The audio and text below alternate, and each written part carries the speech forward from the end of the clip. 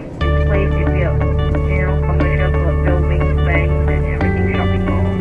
And come early 80s, late 70s, early 80s, they realized that we need to do some effort into conservation, and that's why they start all the conservation work. An area was put under conservation in Chinatown, and for tourists and for the locals.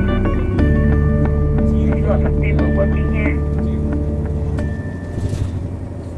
A good blend of new and old. China Square Center is on your right, is a new building. But if you take a walk around in it, you'll see some old buildings beneath the new one. And Chinatown is formerly known as full of hot water to the people, to locals. It used to be a very busy place back in the 50s. It's in fact the most happening place in Singapore. They've got all the latest fashion, gadgets, and everything. You have to come here. Entertainment, right? This is the favorite night spot of the people. But back in the 80s, we decided to clean up our street with the complex, like the one on your right, the Mountain Complex, and we get the hawkers into the complex to do their business. And after some time, Chinatown become very clean and very quiet. So by 95, we decided to bring back the street soccer. This time, all of them with a license, right? So they can actually do business along the street of Chinatown. On your right, you'll see the Suri Mariamman Temple. The Chinatown night market is here. It's very busy. Suri Mariamman Temple is one of the oldest Hindu temple in Singapore, and fireworking was held here every year. If you look around us, you see all these old buildings, colorful old buildings. You can come here to make your suit. You have lots of tailors here. Happy Harry is owned by Indian tailor in Chinatown. The food street is on your right. Take a look. Here you can try out all different types of local cuisine, and chicken rice, and porridge and everything, barbecue and everything. This is the Buddha Tooth Temple, open only this May. The Buddhist temple. If you go to the third or the fourth floor of the temple, they have a area where you can pay respect to the Buddha Tooth Village, the next station. On your left is Spirit Building. Here used to be the rickshaw headquarters. Rickshaw or G-rickshaw is the main form of transportation in Singapore back in the 1930s. Look at all these old buildings. People come to Chinatown to do their shopping, find jobs to do the shopping. Alright. They stay here. Once upon a time, people stay here, they work here, and then they start to build housing estates for the people. People shift from the old house to the brand new high-rise apartment. But they still come back here to do the shopping. And even after we get all the free hotels to move into the complex, shopping complex, we still have quite a local coming back. But they don't come back to go entertainment anymore, because there's nothing to entertain them here in Chinatown. But today is different. You have the night market, you have the day market, you have medical hall here.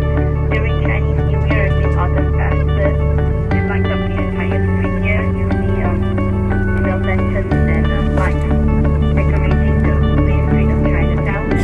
On the Chinese New Year Eve itself, you have a huge party here, right? Stage performance, riot dance, dragon dance. Really cool to come here and celebrate Chinese New Year. See lots of medical hall on your right and on your left as well.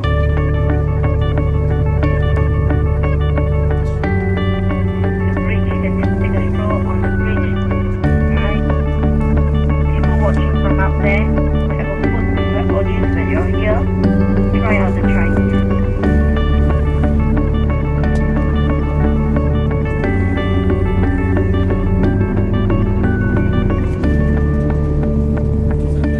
And Chinatown is very, very near to the Singapore River.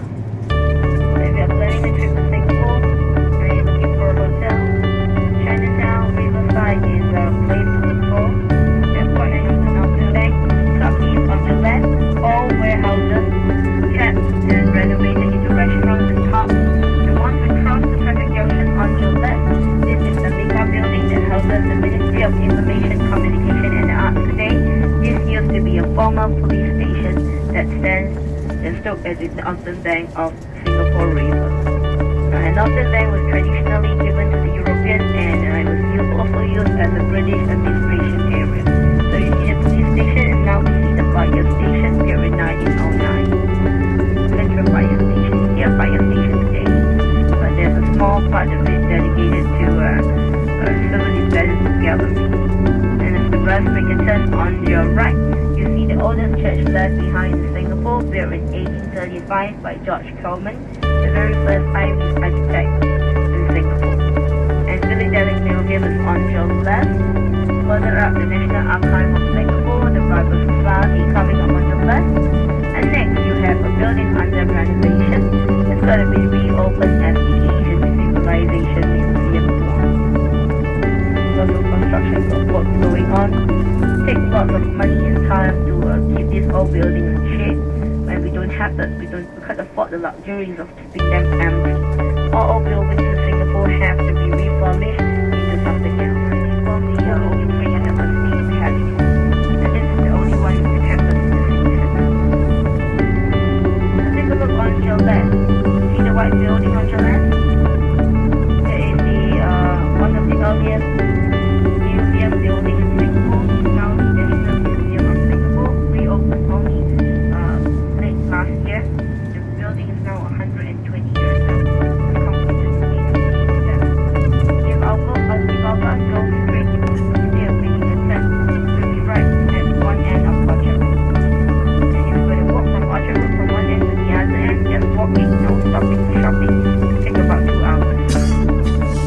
Because you're going to walk very slowly, lots of people and things to see there.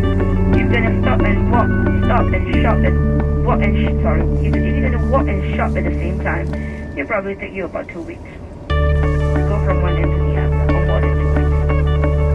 Really busy place, lots of shopping. Oh, now it's the post-Christmas sales. It's time to do shopping in Singapore.